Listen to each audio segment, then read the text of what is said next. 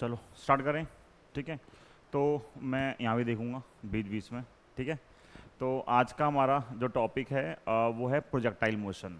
ठीक है, और प्रोजेक्टाइल मोशन शायद आपने सुना ना हो लेकिन देखा बहुत है। कोई भी आप स्पोर्ट्स खेलते हो तो हर स्पोर्ट्स के अंदर जो भी हम जिस भी ऑब्जेक्ट से प्ले करते हैं तो वो ऑब्जेक्ट मेजरली केस में क्या करता है, एक पाथ फॉलो करता है। उस पाथ के लिए हम नाम देते हैं क्या, प्रोजेक्टाइल मोशन। जैसे अगर मैं बिना नाम लिए मैं बोलूं कि आपने क्या कभी ऐसा पाथ देखा है, ये पाथ बताओ कहाँ देखा है कि कोई चीज़ आई और वो इधर से इधर जाते हुए ऐसा पाथ फॉलो कर रही है। क्या आपने कभी ऐसा पाथ देखा है? ये पाथ कहाँ देखा है? क्रिकेट में देखा है और फुटबॉल, बैडमिंटन, है ना। हर जगह जो है किसी भी ऑब्जेक्ट को जब हिट करते हैं तो हिट करने से वो ऊपर जाता है पहले और फिर क्या आता है, नीचे आता है। और कभी कभी सिमेट्रिक और कभी कभी एसिमेट्रिक तरीके से ये फॉलो करता है। तो ये जो पाथ है, इस पाथ को फिजिक्स में हम डिफाइन करते हैं क्या, प्रोजेक्टाइल मोशन। कि जो मोशन है हमारे पास, इस मोशन का नाम क्या है? इस मोशन का नाम है प्रोजेक्टाइल मोशन। नाम हम नहीं भी पढ़ें तो भी हम पूरा टॉपिक पढ़ सकते हैं। फिजिक्स में नाम का कोई खास यूज़ नहीं है, विदाउट नेम भी हम पूरा का पूरा जो टॉपिक है वो पढ़ सकते हैं। ठीक है, तो इस पाथ को बोलते हैं प्रोजेक्टाइल मोशन। तो ये मोशन इंपॉर्टेंट क्यों है, स्टार्टिंग में ही क्यों पढ़ाते हैं? क्योंकि ये पहला ऐसा मोशन है जिसको हम या जिसको हम बोल सकते हैं जो स्ट्रेट लाइन इक्वेशन थी उससे थोड़ा सा अलग है। अलग कैसे? अभी तक हमने ये सीखा है कि किसी भी ऑब्जेक्ट के ऊपर एक्सीलरेशन लगेगा तो वो स्ट्रेट लाइन पाथ में मूव करता है। और जब वो स्ट्रेट लाइन पाथ में मूव करता है तो दो केस अराइज होते हैं, या तो उसकी वेलोसिटी बढ़ती है या वेलोसिटी क्या होती है, कम हो जाती है। दो ही केस आते हैं। लेकिन ये जो केस है, क्या मैं इसको बोल सकता हूँ कि स्ट्रेट लाइन पाथ है? नहीं, ये तो स्ट्रेट लाइन पाथ नहीं है। और दिक्कत क्या है इसको पढ़ने के लिए? दिक्कत ये है कि मैंने जब ये मोशन पढ़ा तो मेरे पास तीन इक्वेशन ऑफ मोशन थी। v is equal to U plus A T, S is equal to U T plus half A T square, और V square minus U square equal to 2as। मेरे पास ये तीन इक्वेशन थी। लेकिन हम जब ये पढ़ते हैं तो हम ये बोलते हैं कि these are equation of motion for a straight line path, या straight line path, linear path, कुछ भी वर्ड यूज कर लो। अगर ऐसा पाथ होगा तो हम ये इक्वेशन लगा सकते हैं। क्या ये स्ट्रेट लाइन पाथ है? ये स्ट्रेट लाइन पाथ नहीं है। तो क्या मैं वैसे देखूं तो मैं इसको क्या डायरेक्टली ये इसके अंदर ये तीनों इक्वेशन लगा सकता हूं? नहीं लग सकती। वैसे तो नहीं लग सकती क्योंकि ये लीनियर पाथ नहीं है। तो अगर ये लीनियर पाथ नहीं है तो उसको क्या बोलते हैं? इसके लिए हमारे पास नाम आता है, this is a motion in a plane. This is a motion in a plane. तो मोशन इन अ प्लेन का सबसे कॉमन एग्जांपल जो हम यूज करते हैं वो कौन सा है? प्रोजेक्टाइल मोशन, सबसे कॉमन एग्जांपल। और क्या इसके अलावा ऐसा मोशन? Circular motion. कोई चीज सर्कल में घूमेगी तो वो भी मेरे पास क्या है? मोशन इन अ प्लेन है। लेकिन ये क्या है? ये है प्रोजेक्टाइल पाथ। ठीक है, तो this is motion in a plane का मतलब क्या होता है? एक फ्लैट सरफेस। ठीक है, एक फ्लैट सरफेस पे कोई मोशन हो रहा है उसको हम क्या बोलते हैं? जैसे बोर्ड है, तो इसका मतलब है कि अगर मेरे पास कोई मार्कर था, लेट्स से मेरे पास ये मार्कर है और मैं ये मार्कर को मैं यहाँ से ऐसे लेके गया और इधर ही आ गया, तो ये मेरे पास मोशन इन अ प्लेन है। लेकिन सोचो मैंने मार्कर को यहाँ से फेंका और वो यहाँ से आके और वो इधर निकल गया, तो इसने क्या कर लिया? प्लेन चेंज कर लिया। अब इस केस में जो भी हम पढ़ेंगे वो एप्लीकेबल नहीं है, क्योंकि जब वो यहाँ से यहाँ पे आ रहा था तो एक x और एक y, दो कोऑर्डिनेट चेंज हो रहे हैं, और उसकी वजह से जब दो कोऑर्डिनेट बदलते हैं तो हम क्या बोलते हैं? That is a motion in a plane और 2D मोशन। 1D, 2D और 3D। 1D मतलब वन डायमेंशनल, 2D मतलब टू डायमेंशनल, मतलब दो अलग अलग वेरिएबल चेंज होंगे तो क्या बनेगा? 2D। लेकिन अगर ये यहाँ से फेंका और ये ऊपर जाके इधर चला गया तो फिर ये नहीं है motion in a plane. Motion in a plane का मतलब क्या है? ये इसी बोर्ड पे ही रहेगा, या जो आपके सामने पीछे दीवार है, कोई चीज उसी दीवार पे ही चल रही है, कैसी भी जा रही है, सिर्फ दीवार के ऊपर ही है। मान लो छिपकली है तो छिपकली सिर्फ दीवार पे चलती है। ये तो है नहीं कि चलते चलते आपके ऊपर कूद गई, कूद सकती है ऐसे, पर लेट्स से अज्यूम कि नहीं कूद रही, सिर्फ दीवार पे ही कहीं से कहीं जा रही है, तो जो छिपकली का मोशन होगा वो दीवार पे ही मूव कर रही है। कैसा मोशन होगा वो? मोशन इन अ प्लेन, ठीक है। लेकिन यही चीज मच्छर के लिए, मक्खी के लिए नहीं हो सकती, ठीक है। वो तो पूरा 3D में घूमती है, तो वहां पे उसका मोशन पढ़ना बहुत डिफिकल्ट है अभी के हिसाब से। तो अभी मोशन इन अ प्लेन का मतलब क्या है? जब हम एक प्लेन पे मूव करेंगे, और उस प्लेन के अंदर भी अगर मैं सिर्फ ऐसा पाथ फॉलो कर रहा हूं, वन ऑफ द केस, तो उसको हम क्या बोलते हैं? प्रोजेक्टाइल मोशन, ठीक है। इतना तो ये सब रफ चीजें हैं हमारे पास कि projectile motion straight line path नहीं है। प्रोजेक्टाइल मोशन जो है वो एक तरीके से मोशन इन अ क्या है? प्लेन है। तो अभी तक हमने दो ही टॉपिक पढ़े हैं या दो ही पार्ट पढ़े हैं, एक है motion in a straight line, और ये क्या आ गया? Second case motion in a plane, ठीक है। इतना अब इसको पढ़ेंगे कैसे? मोशन इन अ प्लेन में ये जो प्रोजेक्टाइल मोशन है इसको हम स्टार्ट कैसे करते हैं? तो प्रोजेक्टाइल मोशन को स्टार्ट करने के लिए हमारे पास क्या है? कई सारी चीज़ें हैं। तो यहाँ मैं कुछ कॉमन फीचर्स लिखूंगा अभी टॉपिक स्टार्ट करने से पहले। अब और समझते हैं, ठीक है, इस प्रोजेक्टाइल मोशन को और समझते हैं। केस क्या है? केस बोल रहा है कि मेरे पास इस कोऑर्डिनेट एक्सिस पे कोई ऑब्जेक्ट था यहाँ पे, ठीक है, और मैंने इसको यहाँ से किसी एक एंगल पे फेंक दिया वेलोसिटी u से, ऐसे टेढ़ा फेंका। जब इसको ऐसे फेंकोगे ऊपर तो क्या होगा? ये वही है कि बॉल आई और आपने इसे हिट कर दिया, ठीक है। तो क्या होगा? जब इसको हिट करोगे तो क्या होगा? जब इसको हिट करोगे तो ये यहां से कुछ ऐसे जाके गिरेगी, ठीक है। तो ये जो पाथ है, इस पाथ को फिजिक्स में बोलते हैं क्या? कि this is a projectile path. और इस प्रोजेक्टाइल पाथ को अभी हम एक दो क्लास के बाद प्रूफ करेंगे कि इस कर्व को मैथमेटिक्स में बोलते हैं पैराबोला, ठीक है। तो पैराबोलिक पाथ इसका स्टैंडर्ड नेम आ जाएगा। कि कोई बोले 1 मार्क्स के अंदर कि प्रोजेक्टाइल मोशन का पाथ कैसा होता है, तो हम बोलेंगे ऐसा कुछ पैराबोलिक पाथ होता है। अब पैराबोला क्या है अभी देखेंगे धीरे धीरे एक आध क्लास के अंदर।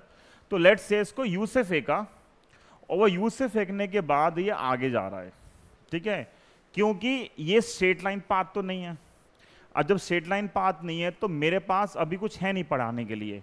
क्यों नहीं है? क्योंकि मैं अभी अभी सिर्फ motion in a straight line पढ़ के आया हूँ। वो था सिर्फ स्ट्रेट लाइन पाथ होगा तो मैं सब लगा दूंगा, चाहे वो अंडर ग्रेविटी मोशन है, चाहे उसकी स्पीड इंक्रीज कर रही है, डिक्रीज कर रही है, मैं हर बार इक्वेशन पुट करके सॉल्व कर सकता हूँ, ठीक है। लेकिन ये जब स्ट्रेट लाइन पाथ ही नहीं है तो क्या करेंगे? तो यहीं पे काम आता है अलग अलग चीज़ों का, अलग अलग प्रिंसिपल्स का। हमेशा हम फिजिक्स में, मैथ्स में यही दो एक्सिस क्यों लेट करते हैं? एक्स एक्सिस और वाई एक्सिस, और इनके बीच में एंगल हमेशा कितना आता है? 90 है, ठीक है। तो एंगल 90 होने का बहुत ज़्यादा यूज़ है। एंगल 90 होने का मतलब है कि ये एक्स और ये वाई, ये दो ऐसी प्लेन हैं या लाइनें हैं या वेरिएबल हैं जो आपस में क्या है? इंडिपेंडेंट है। मतलब जो चीज़ एक्स पे मूव कर रही है उसके लिए एक्स वाले पैरामीटर्स काम करेंगे, जो y पे मूव कर रही है उस पे क्या होगा? y वाले पैरामीटर्स काम करेंगे। मतलब क्या है इसका? उस चीज को यहां पे समझते हैं। ये एंगल दे रखा है थीटा, ये u है, और ये एंगल मुझे गिवन है थीटा। तो क्या मैं इस u को कंपोनेंट्स में ब्रेक कर सकता हूं वेक्टर का यूज करके? हमने जब वेक्टर पढ़ा हुआ है तो मुझे पता है थीटा के साथ वाला जो आता है कंपोनेंट वो कौन सा होता है? Cos theta. और जो आता है परपेंडिकुलर कंपोनेंट वो कौन सा होता है? Sine theta. ये मुझे पता है। एक वेक्टर को मैं दो पार्ट में ब्रेक कर सकता हूं, एक हॉरिजॉन्टल, एक वर्टिकल, या एक बेस कंपोनेंट, एक परपेंडिकुलर कंपोनेंट, कुछ भी नाम दे दो, ठीक है। ये अभी एक्स एक्सिस के अलोंग है, ये अभी एक्स एक्सिस के अलोंग है, तो इसका नाम मैंने दे दिया यू एक्स। ये वाई के अलोंग है तो इसका नाम मैंने क्या दे दिया? U Y. एक x के अलोंग है और एक क्या है? y के अलोंग है। इतना क्लियर है? तो जब इसको u से फेंका तो इसमें दो कंपोनेंट आ गए, एक x के अलोंग और एक y के अलोंग। अब अगर मैं मान लो मैं इसको भूल जाऊं, कि अभी मैं इसको भूल जाता हूं, मैं सिर्फ इसको देखता हूं ux को, कि सामने की तरफ ux लग रहा है। जब सामने की तरफ ux लग रहा है तो अगर मैं इसको भूल जाऊं तो इसका मतलब है सिर्फ ux की वजह से प्रोजेक्टाइल आगे जा रहा है, सिर्फ ux की वजह से प्रोजेक्टाइल आगे जा रहा है, प्रोजेक्टाइल मतलब इस ऑब्जेक्ट को बोल रहे हैं, ऑब्जेक्ट बोल दो, बॉल बोल दो, कुछ भी बोल दो, कि जो बॉल है, अगर ये बॉल थ्रो की है तो ये बॉल इस वेलोसिटी की वजह से आगे जा रही है। क्यों जा रही है?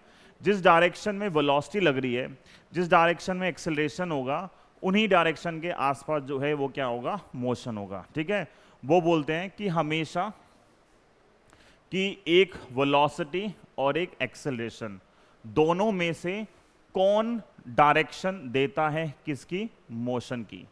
वेलोसिटी देती है डायरेक्शन या एक्सीलरेशन? कौन डायरेक्शन चूज करता है किसकी? मोशन की। ठीक है, तो इस पे अब जो हम डिस्कस करेंगे तो साथ साथ समझना। अभी सामने की तरफ क्या वेलोसिटी आ रही है? यू कॉस थीटा, कुछ भी नाम हो, यूएक्स मान लेते हैं अभी आसानी के लिए। तो इस यूएक्स की वजह से पार्टिकल कहां जाएगा? ये यूएक्स वेलोसिटी से पार्टिकल आगे जा रहा है, बट पार्टिकल आगे तो जा रहा है, ठीक है, ये से, तो ये क्या कर रही है वेलोसिटी? जो u साइन थीटा है, ये क्या कर रही है वेलोसिटी? इसकी वजह से पार्टिकल ऊपर जा रहा है। ये कहां लेके जा रही है? आगे। ये कहां लेके जा रही है? ऊपर। तो अगर ये ऊपर लेके जा रही है तो पार्टिकल ऊपर ही जाना चाहिए था हमेशा, बट हो क्या रहा है?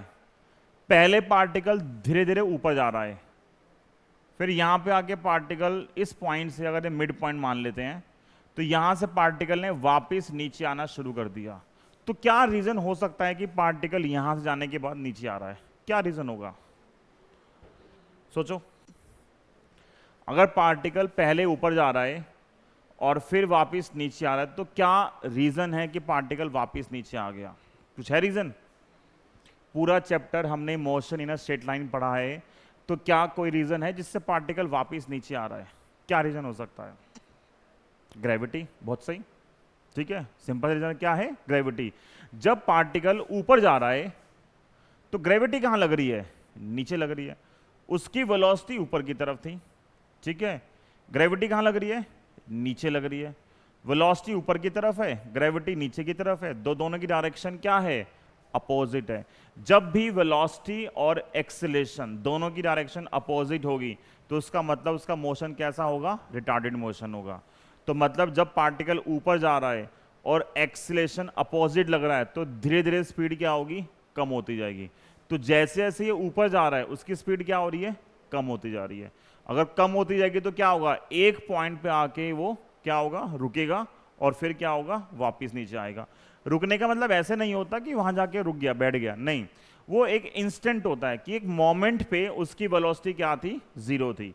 तो ये ऊपर जा रहा है, जा रहा है, जा रहा है, यहां पे आके वेलोसिटी क्या होगी उसकी? जीरो। फिर क्या होगा इसके बाद? अब मान लो कोई बोलता है यहां वेलोसिटी क्या हो गई? जीरो। लेट्स से पार्टिकल यहां जा रहा था इधर, और यहां पे आके वेलोसिटी क्या हो गई? जीरो।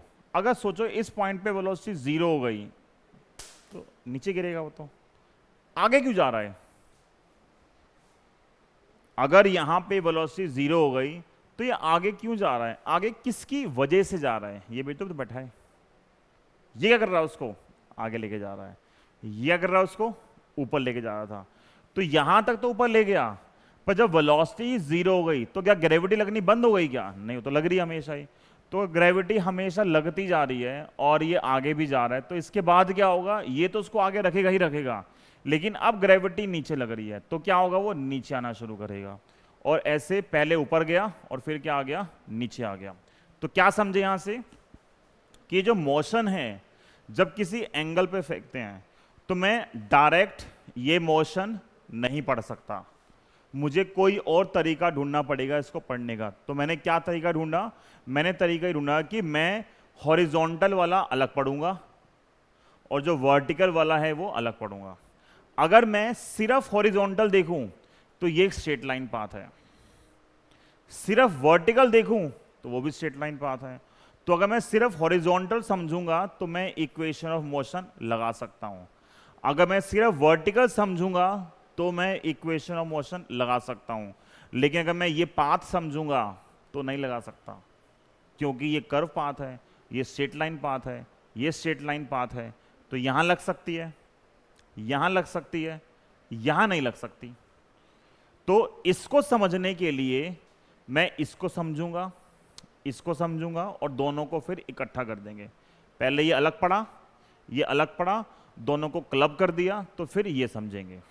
ठीक है, इतना ठीक है, तो अब यहां से क्या क्या अभी हमारे दिख रहा है कि जैसे ही पार्टिकल को यू से फेंका एक एंगल थीटा पे, तो मेरे पास एक आई हॉरिजॉन्टल वेलोसिटी जो आगे लेके जा रही है, एक आई वर्टिकल वेलोसिटी जो पहले ऊपर लेके गई और फिर क्या होगा, वापस नीचे आ गई। तो अगर मैं इस पाथ को बनाए बिना इसको समझूंगा तो क्या हुआ है, हॉरिजॉन्टल डायरेक्शन में मैं सिर्फ आगे गया हूं, सिर्फ आगे गया हूं। वर्टिकल डायरेक्शन में मैं सिर्फ ऊपर नहीं गया हूं, पहले मैं ऊपर गया, जीरो पहुंचा और फिर क्या हो गया, वापस नीचे आ गया। तो कोई बोले यहां से स्टार्ट करके यहां तक वर्टिकल डिस्प्लेसमेंट कितना है, क्या बोलोगे, क्या बोलोगे, जीरो बोलोगे। ठीक है, बिल्कुल सही है कि पहले ऊपर गया फिर नीचे आ गया, यहां से ऊपर जा रहा है फिर वापस नीचे आ गया। तो वर्टिकल डायरेक्शन में इसका डिस्प्लेसमेंट कितना है, जीरो। और हॉरिजॉन्टल डायरेक्शन में कितना डिस्प्लेसमेंट है, यहां से स्टार्ट हुआ था और यहां तक आया है, तो ये जो दोनों के बीच में स्ट्रेट लाइन आएगी, this will be the displacement between the initial position and final position. इतना क्लियर है। तो एक इनिशियल पार्ट, एक फाइनल पार्ट, एक पार्ट ये आ गया। तो अब मैं बोलूं कि जो प्रोजेक्टाइल मोशन होता है, प्रोजेक्टाइल मोशन में ये दो मोशन है, एक हॉरिजॉन्टल मोशन, एक वर्टिकल मोशन। इन दोनों की क्या क्या प्रॉपर्टी है, ठीक है। तो प्रोजेक्टाइल मोशन में हमारे पास पहला पार्ट क्या आता है कि it consist of, can be consist of two independent motion या टू मोशन लिख लेते हैं। पहला मोशन कैसा है, पहला मोशन है हॉरिजॉन्टल मोशन, ठीक है। और सेकंड कैसा है, सेकंड है मेरे पास वर्टिकल मोशन। एक है हॉरिजॉन्टल मोशन और एक क्या है, वर्टिकल मोशन, ठीक है। अब अगला क्वेश्चन इसके बाद देखो, वर्टिकल तो ठीक है, वर्टिकल जो मोशन है पहले ऊपर जा रहा है तो अगेंस्ट ग्रेविटी मूव कर रहा है तो वेलोसिटी कम होती जाएगी, फिर वापस नीचे आ रहा है तो अलोंग ग्रेविटी आ रहा है तो स्पीड क्या होगी, बढ़ती जाएगी। तो ये तो हमने ऐसे बहुत सारे क्वेश्चन वहाँ भी किए हैं चैप्टर 2 में कि मार्कर है, इसको ऊपर फेंका और ये वापस नीचे आ गया, तो ऊपर जाते हुए स्पीड क्या हो रही है, कम होती जा रही है। जब ये टॉप पे पहुंचेगा तो यहाँ वेलोसिटी कितनी आएगी, जीरो, और फिर वापस नीचे तो क्या होती है, बढ़ती रहती है। तो एक ऑब्जेक्ट को ऊपर फेंका, वापस नीचे आ गया, तो ऊपर जाते हुए डिक्रीज कर रही है, नीचे आते हुए इंक्रीज कर रही है, ठीक है। तो यहाँ भी सेम दिख रहा है, ऊपर जाते हुए डिक्रीज कर रही है, नीचे आते हुए इंक्रीज कर रही है। तो जो वर्टिकल मोशन है, ये वर्टिकल मोशन तो क्या है, basically this is the motion under gravity. ये क्या है, मोशन अंडर ग्रेविटी। तो पहले स्पीड डिक्रीज कर रही है, फिर स्पीड क्या कर रही है, इंक्रीज कर रही है। लेकिन हॉरिजॉन्टल वाला समझो, ग्रेविटी कहां लग रही है, नीचे की तरफ। कोई बोले इस मोमेंट पे, इस पॉइंट पे ग्रेविटी कहां है, नीचे। किसी बीच के पॉइंट पे ग्रेविटी कहां है, नीचे। इस पॉइंट पे ग्रेविटी कहां है, नीचे।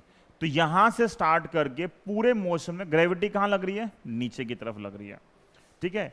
मैंने इस पॉइंट से ऑब्जेक्ट को आगे थ्रो किया, मतलब मैंने ऐसे रखा, ठीक है, और ऐसे रखते हुए मैंने ऐसे ऑब्जेक्ट फेंक दिया, ठीक है। देखें कि यहां से रखा और मैंने ऐसे ऑब्जेक्ट फेंक दिया, तो ऑब्जेक्ट ऊपर गया और नीचे आ रहा है। अब मेरा क्वेश्चन ये है कि जब मैंने मार्कर रखा यहां पे और ऐसे फेंका, तो सामने की तरफ कितना एक्सेलरेशन है, नीचे क्या लग रहा है, ग्रेविटी। भाई मैंने फेंका ना उसको, तो जब मैं फेंकूंगा उसको, तो जब ये हवा में था तो उस पर सामने की तरफ कितना एक्सेलरेशन आएगा, ऊपर नीचे तो जी लग रहा है, क्या सामने आएगा एक्सेलरेशन या नहीं आएगा, क्वेश्चन ये है। बोलो आना चाहिए नहीं आना चाहिए। अगर मैं आना चाहिए तो इसका मतलब ये है कि जब मैं इस पॉइंट से स्टार्ट करूंगा और आगे फेंकूंगा, तो आगे फेंकने का मतलब है जब ये आगे जाएगा तो क्या ये वेलोसिटी बढ़ेगी या कम होती जाएगी, सोचो। ये वेलोसिटी बढ़ेगी या कम होती जाएगी। मान ले मेरे हाथ में बॉल है और बॉल मैंने ऐसे रखा और तेरी तरफ फेंक दी, क्या होगा, ठीक है, क्या होगा, जिस मोमेंट पे मारकर मेरे हाथ से छूटेगा उसके बाद इसकी स्पीड बढ़ती रहेगी या क्या होगा, कम होती रहेगी। अगर ये यहां से इसको आगे थ्रो करेंगे तो स्पीड क्या होगी, बढ़ेगी कम होगी? यस, क्या होगा स्पीड? हाँ हाँ हाँ, स्पीड कम होगी बढ़ेगी? कम होगी। क्यों कम होगी? अगर मैं ऐसे सामने फेंकूंगा तो सामने ऐसा कौन सा फोर्स लग रहा है स्पीड कम होगी? क्यों कम होती है स्पीड? सोचो, अगर मेरे पास ये था, मैंने ऊपर फेंका ऐसे और मैं इसको सामने फेंक रहा हूं, तो सामने जाते हुए स्पीड क्या आएगी, कम होगी बढ़ेगी? कम होगी। क्यों कम होगी? क्या रीजन है कम होने का? इस रूम के अंदर मैं ऑब्जेक्ट फेंक रहा हूं और बोल रहे हो कि सामने फेंकने से स्पीड कम हो रही है, तो क्या रीजन है कम होने का? क्यों स्पीड कम हो रही है? कोई तो ना रीजन कम होने का। हवा में क्या है, एयर रेजिस्टेंस। तो एयर रेजिस्टेंस उस ऑब्जेक्ट को अपोज कर रहा है, जिससे उसकी स्पीड क्या होगी, सामने की तरफ धीरे धीरे डिक्रीज करती रहेगी। ठीक है, लेट्स से हम जब ये टॉपिक पढ़ते हैं तो हम किसी भी तरीके का रेजिस्टेंस एज्यूम नहीं करते। तो इसकी इस चैप्टर के अंदर एक कंडीशन जो है वो ये है कि हवा में एयर रेजिस्टेंस नहीं है।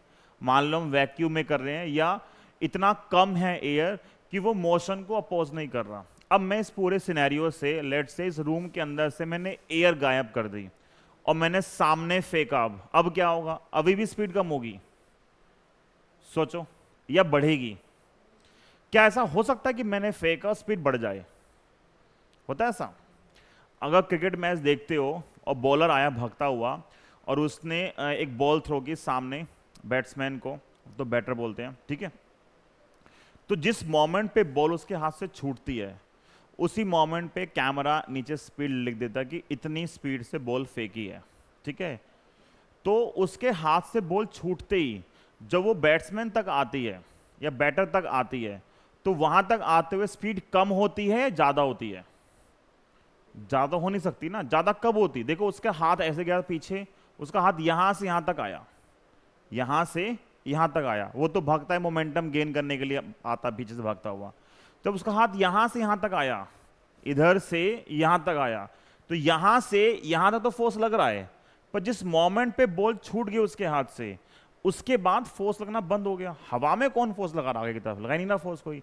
जब फोर्स ही नहीं लग रहा उसके ऊपर, तो उसकी स्पीड कभी भी नहीं बढ़ सकती। इस मोमेंट के बाद फोर्स लगना बंद हो गया। तो इस मोमेंट के बाद दो ही पॉसिबिलिटी है, या तो स्पीड कम होगी या स्पीड उतनी ही रहेगी। कम कब होगी? जब एयर रेजिस्टेंस होगा। और उतनी ही कब रहेगी? जब मैं पूरे उस मीडियम से रेजिस्टेंस क्या कर दूंगा, गायब कर दूंगा। मैं बोल रहा हूं अभी यहां पे देयर इज नो रेजिस्टेंस। अब जब रेजिस्टेंस ही नहीं है तो क्या होगा? अगर यहां पे रेजिस्टेंस ही नहीं है तो क्या होगा? रेजिस्टेंस ना होने से, अगर यहां पे रेजिस्टेंस ही नहीं है तो क्या होगा? एक्सेलरेशन कितना हो गया? 0 हो गया। तो हॉरिजॉन्टल डायरेक्शन में देयर इज नो एक्सेलरेशन।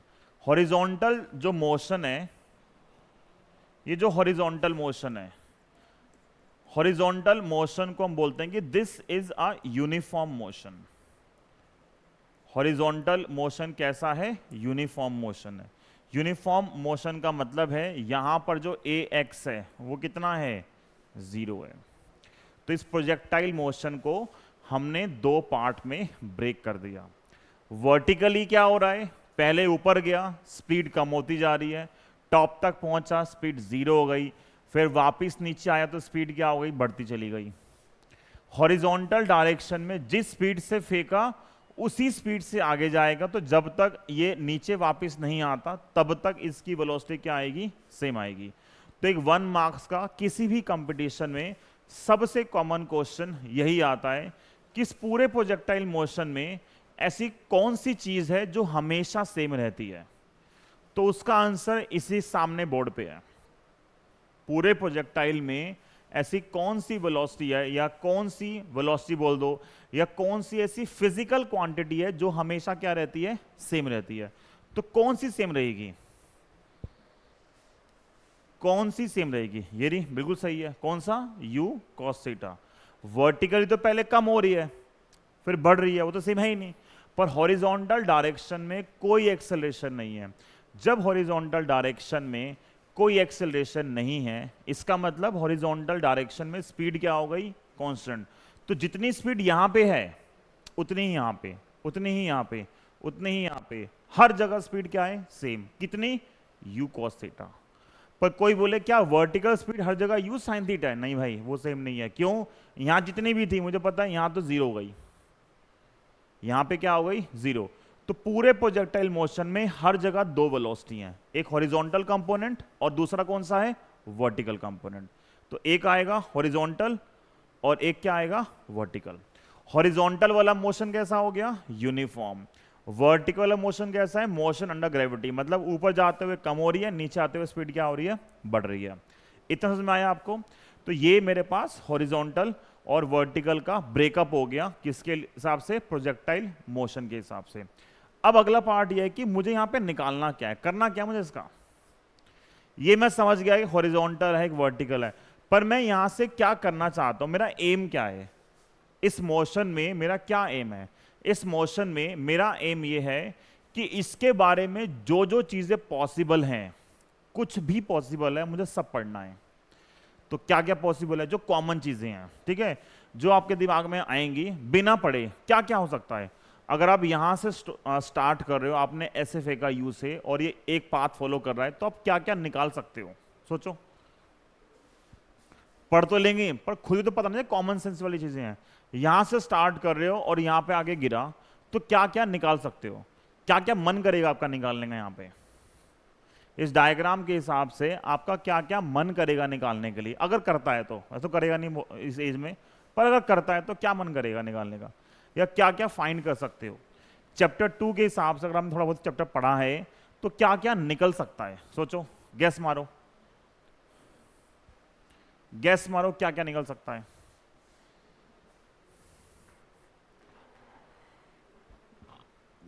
क्योंकि जब टॉपिक का नाम लिख दिया तो पता ही है क्या करना है, पर फिर भी क्या क्या कर सकते हो यहां से। डिस्टेंस, कौन सी डिस्टेंस, वर्टिकल या हॉरिजॉन्टल, दोनों भी, ठीक है। जैसे डिस्टेंस का मतलब मैं ये निकाल सकता हूं कि जब मैंने इसको यहां से फेंका यू पे और ये ऐसे गया, तो इसने ये कितनी डिस्टेंस कवर की, ठीक है, इसने कितनी डिस्टेंस कवर की। करते हैं ना ऐसा, ये क्लास में करते हैं, चौक लिया दीवार पर टच करके करते हैं, तो मैं कितनी स्पीड से फेंकूंगी दीवार को टच करे और वापस आ जाए, तो मतलब मैं ये डिस्टेंस निकाल सकता हूं। और क्या निकाल सकता हूं मैं यहां पे, मैं और क्या निकाल सकता हूं, ये भी निकाल, यहां से स्टार्ट करके, बिल्कुल सही, ये भी निकाल सकता हूं कि यहां से स्टार्ट किया और यहां तक की जो डिस्टेंस है वो कितनी होगी, दो चीज हो गई। और क्या है, जो तुम बोल रहे हो यही आंसर है। और क्या पॉसिबल है, ये निकाल लिया और यहां से लेके यहां तक ये निकाल लिया। और क्या पॉसिबल है, सोचो। मोशन पढ़ रहे हैं तो मोशन में 5 ही पैरामीटर हैं, है ना, पूरा मोशन इसमें बेस्ड है, distance, displacement, speed, velocity, acceleration, ठीक है। तो उसमें से आपने ये बता दिया कि डिस्प्लेसमेंट ये निकाल सकते हैं और ये वर्टिकल वाला डिस्प्लेसमेंट या डिस्टेंस निकाल सकते हैं।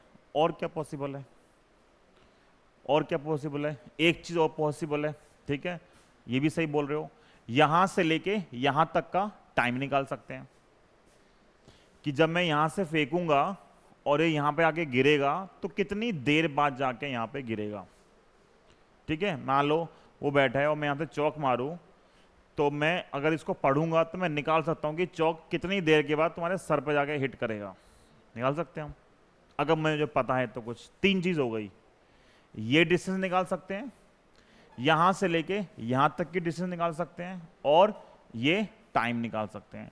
ये 3 सबसे कॉमन चीजें हैं, ठीक है। तो जनरली बच्चे ये 3 तो आंसर कर देते हैं, तुमने भी किया है, ठीक है, ये डिस्टेंस और ये टाइम। अब इन्हीं को फिजिक्स ने नाम दे दिए, स्टैंडर्ड नाम, ठीक है। जो आपको नहीं पता अभी आप सुनोगे आपको याद हो जाएंगे। यहां से किसी चीज को यहां से थ्रो किया और वो यहां तक गई, तो ये तो करते हैं सारे उसके अंदर, जब मिसाइल फेंकते हैं ग्राउंड टू ग्राउंड में, उनको पता है कि जब वो यहां से थ्रो करेंगे तो मिसाइल टारगेट पे जब जाएगी तो कितनी डिस्टेंस कवर करनी है उसको। तो इसका नाम आता है हॉरिजॉन्टल रेंज, कि कोई भी ऑब्जेक्ट थ्रो करोगे तो कितनी दूर जाके गिरेगा, उसकी हॉरिजॉन्टल डिस्टेंस कितनी है।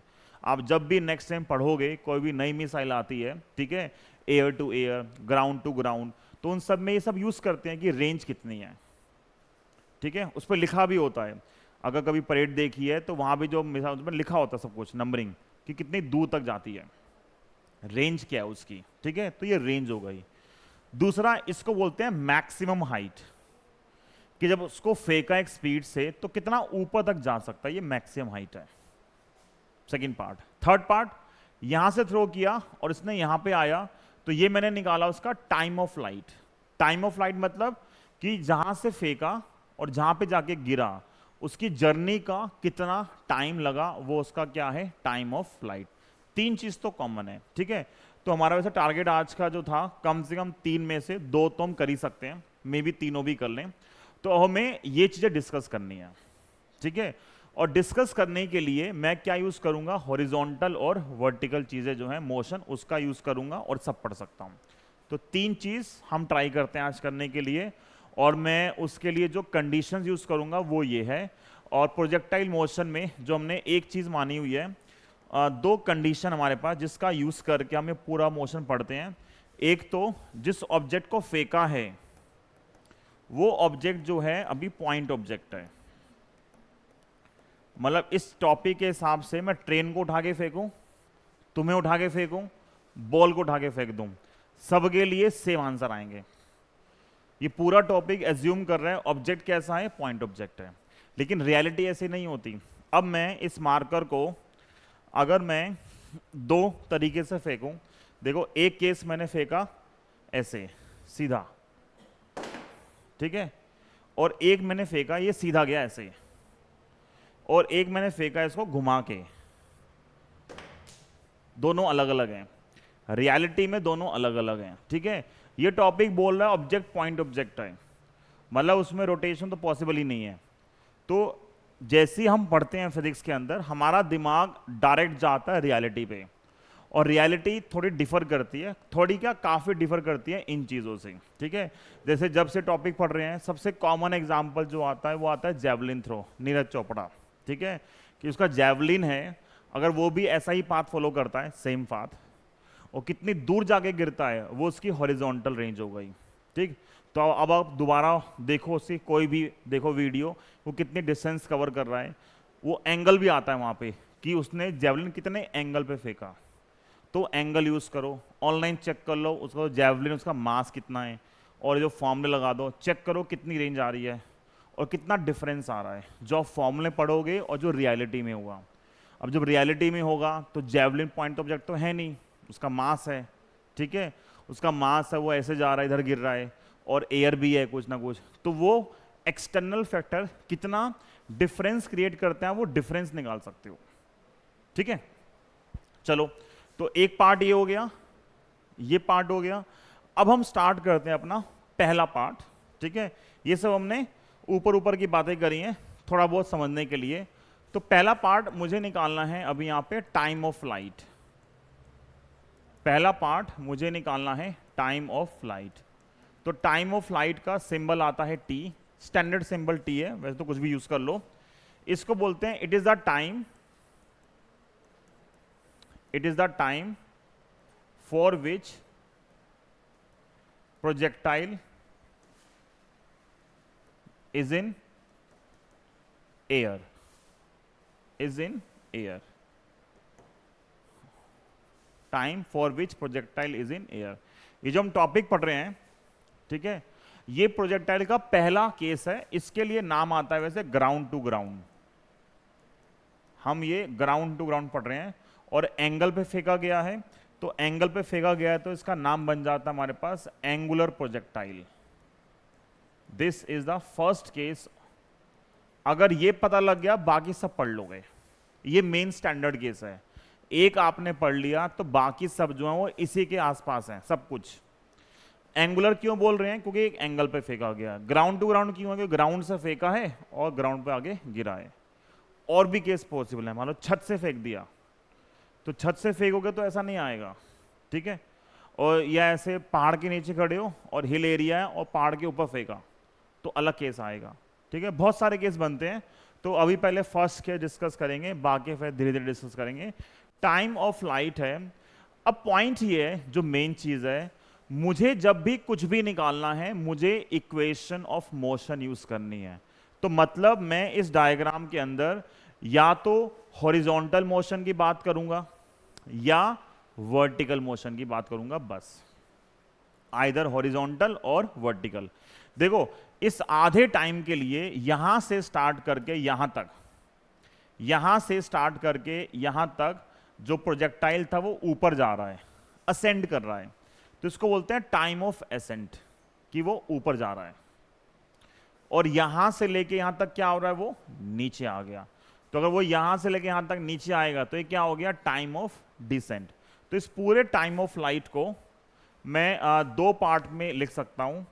एक हो गया क्या, टाइम ऑफ एसेंट, और एक क्या आएगा, टाइम ऑफ डिसेंट। एक टाइम ऑफ एसेंट और एक क्या आ गया, टाइम ऑफ डिसेंट। पर ये जो पाथ होता है ग्राउंड टू ग्राउंड का, ये सिमेट्रिक पाथ होता है। सिमेट्रिक मतलब जितना टाइम नीचे से ऊपर जाने में लगता है उतना ही टाइम लगता है ऊपर से नीचे आने में। इसको हम प्रूफ भी कर सकते हैं पर आज नहीं करेंगे, ठीक है। आज हम इसका डायरेक्ट यूज करेंगे कंसेप्ट का, कि जो टाइम नीचे से ऊपर का है वही टाइम ऊपर से नीचे आने का है। तो अगर दोनों ही टाइम बराबर हैं, इसका नाम लिख दिया लेट्स से कि this time is T dash, तो ये भी क्या होगा, टी डैश। तो टोटल टाइम किसके बराबर आ गया, T dash plus T dash, 2t dash, मतलब टी डैश क्या आएगा, t/2। टी क्या है, पूरा टाइम नीचे से नीचे तक का। टी डैश क्या है, नीचे से ऊपर या ऊपर से नीचे तक का time.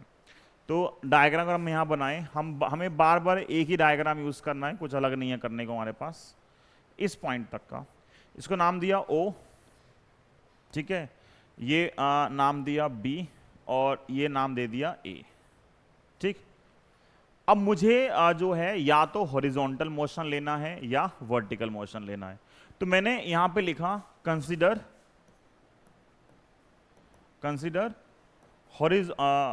Vertical motion, consider vertical motion from O to A।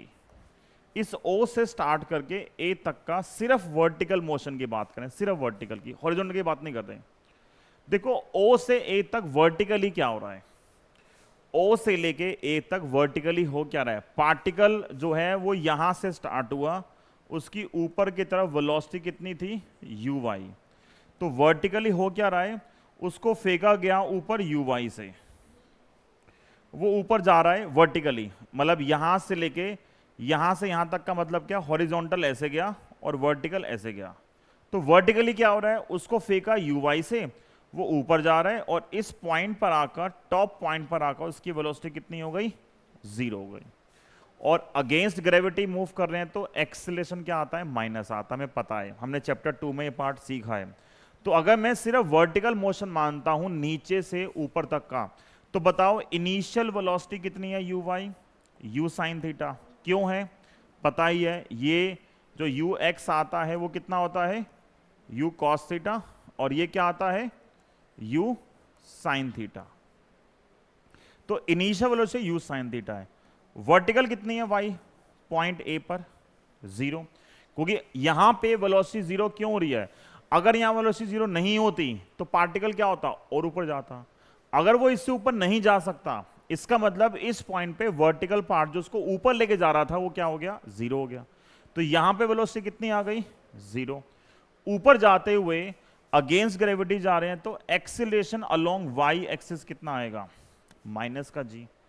और नीचे से ऊपर तक का टाइम कितना है, उस टाइम को हमने ऊपर नाम दिया है क्या, टाइम ऑफ एसेंट, जो कितना है t डैश, और t डैश किसके बराबर है, t डैश t/2 के बराबर है यहां से। तो अब मैंने यूज की इक्वेशन, कौन सी equation, v is equal to u plus a t। बस क्या डिफरेंस है, मैं हर जगह y लिख रहा हूं। y क्यों लिख रहा हूं, क्योंकि मैंने साफ साफ लिखा हुआ है मुझे सिर्फ वर्टिकल मोशन की बात करनी है, बाकी नहीं चाहिए मुझे कुछ भी। तो या तो मैं हॉरिजॉन्टल लूंगा या वर्टिकल लूंगा। तो अब क्या आएगा यहां से, देखो vy कितना है, 0, uy कितना है, uy की वैल्यू है हमारे पास u sin थीटा, और ए वाई है जी और टी डैश कितना है t/2। ये माइनस का GT/2 इधर आ गया, तो g into t/2 equal to U sine theta, 2 जाएगा ऊपर g नीचे, तो टाइम की वैल्यू आएगी 2u sign theta by G. तो ये पहला फॉर्मूला मेरे पास आ गया टाइम पीरियड और टाइम ऑफ फ्लाइट किसका, प्रोजेक्टाइल का। समझ में आया क्या किया हमने बस वर्टिकल मोशन माना है ओ से लेके ए तक का। ओ से लेके ए तक का जो वर्टिकल मोशन है, उस वर्टिकल मोशन में इनिशियल वेलोसिटी है यू वाई, ऊपर जाते थे वेलोसिटी क्या हो गई 0, अगेंस्ट ग्रेविटी है तो ए वाई कितना आएगा -g, टाइम कितना आएगा t/2। ठीक है, तो अब अगर मुझे इसका टाइम निकालना है तो या तो मैं सब कुछ करूं दोबारा से, या मैं डायरेक्ट फॉर्मूला यूज कर लूं। अब इस फॉर्मूले में क्या क्या आ रहा है, इस फॉर्मूले में 3 चीज आ रही हैं। एक आ रहा है यू क्या था, जिस वेलोसिटी से उसको फेंका गया है, जो उसकी इनिशियल वेलोसिटी ऑफ प्रोजेक्शन है उसको बोलते हैं यू। जब फॉर्मूले लिखेंगे दोबारा से उसको एक बार रिडिफाइन कर देंगे। यू है वेलोसिटी ऑफ प्रोजेक्शन, कि उसको कितने से फेंका गया है। थीटा क्या है, थीटा है एंगल ऑफ प्रोजेक्शन, कितने एंगल पे फेंका गया है। तो अगर मुझे यू पता है, थीटा पता है, जी की फिक्स वैल्यू होती है 9.8, मोस्टली क्वेश्चन में 9.8 होगी, किसी किसी में क्वेश्चन आसान करना होगा तो 10 दे देगा। ठीक है, तो सारी वैल्यूज पुट करके मैं डायरेक्टली टी मतलब टाइम ऑफ फ्लाइट निकाल सकता हूं। हो सकता है ये, ठीक है। तो ये हमारी एक डेरिवेशन है। हमारे कोर्स में ऐसी 5 डेरिवेशन है टोटल प्रोजेक्टाइल मोशन के अंदर। इस वाले पार्ट के अंदर जो बोर्ड है सीबीएसई वाला, वो मोस्टली यही देता है। ठीक है, बाकी कंपटीशन में तो सारे आते हैं, कोई भी कर लो, पर डेरिवेशन वाइज ही है। अगर एक सन में आ गया बाकी सब हो जाएगा। इतना क्लियर है। अब जो अगला पार्ट है वो फटाफट हो जाएगा, उसमें टाइम लगेगा। तो this is the time of light. Second part है हमारे पास, जो सेकेंड पार्ट है, सेकेंड पार्ट को हम लिखते हैं, second part is maximum height. Second part is maximum height. Second part is maximum height. तो मैक्सिमम हाइट का मतलब क्या हुआ, मैक्सिमम हाइट का मतलब हुआ कि इट इज दी, लिख सकते हैं मैक्सिमम या हाईएस्ट डिस्टेंस कवर्ड या traversed by projectile in vertical direction. Vertically कितना ऊपर जाता है वो मेरे पास क्या है, मैक्सिमम हाइट है। वर्टिकली वो कितना ऊपर जाता है वो मेरे पास क्या है, मैक्सिमम हाइट है। ठीक है, वर्टिकली वो कितना ऊपर जाता है वो मेरे पास क्या है, मैक्सिमम हाइट है। तो मैक्सिमम हाइट के लिए मेरे पास सेम डायग्राम है, सब कुछ सेम है। Same diagram, point A O B, और फिर से सब कुछ सेम। मैंने क्या किया, लिखा मैंने कंसीडर वर्टिकल मोशन, जो पीछे लिखा है सब सेम। कहां से कहां तक, फ्रॉम ओ टू ए। ओ से ए तक का मैंने वर्टिकल मोशन मान लिया, ओ से ए तक का वर्टिकल मोशन माना। अगर ओ से ए तक का वर्टिकल मोशन मानोगे तो क्या आएगा, देखो, अगर ओ से ए तक का वर्टिकल मोशन मानोगे तो ये u है और ये एंगल कितना है, थीटा। तो याद है ये क्या होता है, u cos थीटा, और ये क्या है, uy, जो किसके बराबर है, u sin थीटा। तो अगर o से a तक का वर्टिकल मानोगे, तो अब मैं दोबारा नहीं लिख रहा हूं, यहां पे सब कुछ सेम ही है। तो क्या क्या लिखोगे, बताओ, uy कितना होगा, uy क्या है, u sin थीटा। इस a तक पहुंचते पहुंचते जो फाइनल वेलोसिटी है vy, वो कितनी हो गई, 0। तो ऊपर जाते हुए जो ay है वो कितना है, -g। इतना मुझे पता है। एक चीज और, मैक्सिमम हाइट के 2 सिंबल आते हैं, आइदर h और h मैक्स, दोनों यूज करते हैं। तो मतलब वर्टिकली जो ये डिस्टेंस है ये कितनी है, h। तो वर्टिकल डायरेक्शन में जो डिस्टेंस कवर करनी है वो कितनी है, h। पहले मुझे टाइम निकालना था तो मैंने टाइम वाला पैरामीटर या टाइम वाली इक्वेशन यूज कर ली। अब मैं विदाउट टाइम सॉल्व कर रहा हूँ इसको, टाइम से भी कर सकते हैं, ऐसा कोई दिक्कत नहीं है। आप अगर विदाउट टाइम करेंगे तो अब कौन सी इक्वेशन लगेगी, ऐसी कौन सी इक्वेशन है तीनों में से जिसमें टाइम नहीं आता? थर्ड इक्वेशन है, ठीक है। तो क्या किया हमने, यूज किया using V square minus U square equal to 2as, और हमेशा y लिख रहे हैं। y का मतलब सिर्फ ये समझने के लिए कि मैं वर्टिकल मोशन की बात कर रहा हूं, और हमारे पैरामीटर कौन से हैं, वर्टिकल। vy कितना है, 0। u कितना है, u साइन थीटा इस पूरे का स्क्वायर इक्वल टू 2, ay है माइनस जी, और डिस्टेंस कितनी आ रही है, h। इस माइनस से ये माइनस कट गया और ये 2g आ जाएगा नीचे, तो क्या आएगा ये h, इसका स्क्वायर क्या आएगा, इसका स्क्वायर आएगा u square sine square theta, और डिवाइड बाय ये 2 ये g, तो कितना हो गया 2g, कितना हो गया ये 2g। This is the second equation for maximum height. 2 गई, ठीक है, कितनी हो गई 2। तो पहले वाले में टाइम का वाला पार्ट आया था, यहां हमने विदाउट टाइम। अब कोई बोले क्या सिर्फ यही तरीका है सॉल्व करने का? नहीं, ऐसा नहीं है, सिर्फ यही तरीका नहीं है सॉल्व करने का, हमारे पास और भी तरीके होते हैं सॉल्व करने के। लेकिन अगर आपने डेरिवेटिव इंटीग्रेशन नहीं पढ़ा है तो फिर आप जो है, आपके लिए फिर ये जो अभी लिखा है वो बेस्ट है। लेकिन क्या ये ओनली वे है? ऐसा नहीं है। जब हम थोड़ा बहुत पढ़ लेंगे और तो फिर हम दूसरे भी तरीके सीख सकते हैं इनको अप्रोच करने के। जैसे डाउट आते हैं बहुत सारे, इतना पढ़ने के बाद भी बहुत सारे डाउट आते हैं। तो जब हम क्वेश्चन स्टार्ट करेंगे तो तुम्हारे मन में डाउट है, हमें पता है पहले से क्या क्या डाउट आ रहे हैं, तो हम वो एक एक करके दोबारा डिस्कस करेंगे उनको, ठीक है। आप लिख लो चाहे क्वेश्चन जो आपके मन में होंगे, जो हम अगली 3-4 क्लास लेंगे वो सारे डाउट अपने आप सॉर्ट आउट हो जाएंगे, ठीक है, टाइम के साथ। 2 पार्ट हो गए, एक टाइम ऑफ फ्लाइट और एक मैक्सिमम हाइट। तीसरा पार्ट, लास्ट पार्ट आज के लिए, लास्ट पार्ट है आज के लिए, उसका नाम है horizontal range.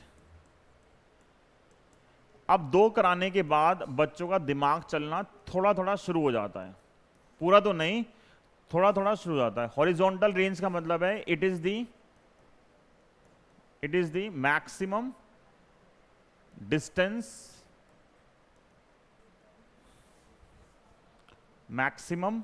Distance, covered by projectile in horizontal direction। Horizontal direction में वो मैक्सिमम कितनी डिस्टेंस कवर कर सकता है, वो मेरे पास हॉरिजॉन्टल रेंज है। सिंबल इसका आता है R। तो डायग्राम के हिसाब से अब देखो, मुझे ये डिस्टेंस निकालनी है, तो अब कॉमन सेंस है, अब मैं कौन सा मोशन लूंगा, हॉरिजॉन्टल या वर्टिकल? कॉमन सेंस वाली बात है। अब तो अगर मुझे हॉरिजॉन्टल डिस्टेंस निकालनी है तो मैं कौन सा मोशन डिस्कस करूंगा, मैं अब हॉरिजॉन्टल डिस्कस करूंगा। तो बताओ मुझे, हॉरिजॉन्टल डायरेक्शन में जो वेलोसिटी होती है वो कौन सी होती है, ux। कितनी होती है, u cos थीटा। क्या हॉरिजॉन्टल डायरेक्शन में कोई एक्सेलरेशन होता है? नहीं होता। और सोचो यहां से यहां तक का टाइम क्या होगा, जितने टाइम में पार्टिकल ऊपर गया और नीचे आ गया। और मैं लिखा भी है वैसे पीछे, जो इससे जो फर्स्ट हमारे पास डेरिवेशन है वो टाइम ऑफ फ्लाइट है। क्या है, time for which projectile is in air. जब यहां से फेंकोगे और वो यहां पे आके गिरेगा तो यहां से लेके यहां तक की डिस्टेंस कवर करने का जो टाइम है वो क्या होगा, टाइम ऑफ फ्लाइट। तो मैं डायरेक्टली लिख सकता हूं इस केस के अंदर कि जो पैरामीटर्स हैं, या लिख दिया पहले मैंने, कंसिडर हॉरिजॉन्टल मोशन। कहां से कहां तक का, फ्रॉम O, ये O से इस पॉइंट तक, ये पॉइंट है B, ये पॉइंट क्या था A, O टू B। तो बताओ हॉरिजॉन्टल डायरेक्शन में ux कितना है, u cos theta. Horizontal direction में ax कितना है, 0। टाइम कितना है, t के बराबर, और t की वैल्यू कितनी है, 2u साइन थीटा बाय जी, ठीक है। तो तीनों का यूज किया, और डिस्टेंस कितनी है सोचो, यहां से लेके यहां तक जो डिस्टेंस फाइंड करनी है वो आर है, तो S distance in X direction is R. तो एस का फॉर्मूला क्या होता है, U T plus half A T square, A में ए एक्स, यू में यू एक्स, ठीक है। या इसको थोड़ा साफ लिख लेते हैं, और S X is equal to U X T half A X T square. बताओ क्या जीरो है, एस एक्स कितना है आर, यू एक्स कितना है यू कॉस थीटा, टी कितना है टी प्लस जीरो। क्यों जीरो होगा, क्योंकि ए एक्स की वैल्यू कितनी है जीरो, जीरो इंटू समथिंग क्या आएगा जीरो। तो बताओ आर किसके बराबर आएगा, आर आएगा यू कॉस थीटा, और टी की वैल्यू लिखी पीछे से कितनी है वो 2 U sine theta by G. तो u और u कितना हो गया U square, 2 sine theta cos theta by G. Maths वाले बच्चे पहचान जाएंगे, जो मैथ्स वाले बच्चे हैं वो पहचान जाएंगे, बाय वाले बच्चे शायद ना पहचाने, ठीक है। 2 साइन थीटा कॉस थीटा, अभी मैथ्स वालों ने पढ़ लिया है ट्रिग्नोमेट्री के अंदर, इस sine 2 theta direct trigonometric formula है, याद करना पड़ेगा, ठीक है। जिसने नहीं पढ़ा जाओ वीडियोस में ढूंढो मैथमेटिकल टूल्स, वहाँ पे कर रखा है डिस्कस, मैथ्स वाले पढ़ चुके हैं ऑलरेडी, है ना, पढ़ा है ना। साइन 2 थीटा कितना होता है, तो इसको मैंने क्या लिख दिया आर को, इस आर को लिखा यू स्क्वायर साइन 2 थीटा और divide by G, U square sine 2 theta divide by G. तो ये मेरे पास थर्ड फॉर्मूला आ गया आर का। इतना पढ़ने का एक कॉमन क्वेश्चन आता है कि यहाँ से पूछेगा क्या, इस टॉपिक से क्या पूछेगा करने के लिए, तो पहली चीज तो यही पूछेगा जो करी है। ये 5 डेरिवेशन है टोटल, 3 हमने आज करी हैं, 2 हम नेक्स्ट क्लास में करेंगे, और उसके बाद फिर हम इस टॉपिक के न्यूमेरिकल करेंगे। तो अगर हम पूरा ढंग से देखें तो ये तकरीबन 7-8 घंटे का टॉपिक है, अभी 1 घंटा हुआ है, ठीक है। आज का ऑलमोस्ट शायद 1 घंटा हो गया, अभी 1 घंटा भी नहीं हुआ है, तो ये तकरीबन 7 से 8 घंटे का टॉपिक है अगर हम ढंग से करेंगे, ठीक है। तो उसमें 1 घंटे का हमने बेसिक पार्ट कर लिया है, जिसमें 3 डेरिवेशन किए हैं, 2 बची हैं, 2 में चलो क्या करना है नाम में, जब आएंगे तब डिस्कस कर लेंगे। तो होमवर्क क्या है, ये डेरिवेशन पेपर में डायरेक्ट भी आती हैं, जो सब्जेक्टिव पार्ट आता है कि सीधा लिख देंगे derive an expression for horizontal range, derive an expression for time of light, या मैक्सिमम हाइट, या बाकी 2 जो हम नेक्स्ट क्लास में डिस्कस करेंगे, ठीक है। इतना तो आपका काम क्या है, आपका काम है कि जो भी करा है इसको आप जो है रिवाइज करोगे, इस पूरे पार्ट को आप रिवाइज करोगे, और कम से कम 2 से 3 बार प्रैक्टिस करोगे, ताकि आपके लिखने की हैबिट बने। 11th क्लास का बच्चा इतना गधा रहता है, 10th क्लास का जो एटीट्यूड है कि लिखता ही नहीं है, वो अखबार की तरह पढ़ता रहता है और कुछ नहीं करता पूरा साल। तो अगर आप अभी से हार्डवर्क नहीं करोगे तो बहुत जो राह है आगे की साइंस की बहुत मुश्किल है, कुछ नहीं होगा। तो धीरे धीरे प्रैक्टिस करना शुरू करो, एक एक टॉपिक के 100-200 क्वेश्चन, कंसेप्चुअल क्वेश्चन तो कहीं नहीं गए, जितना ज़्यादा घिसोगे उतना ज़्यादा क्या होगा, आपको फ़ायदा होगा, ठीक है। तो आज के लिए ओके, टाटा बाय बाय, मिलेंगे नेक्स्ट क्लास में।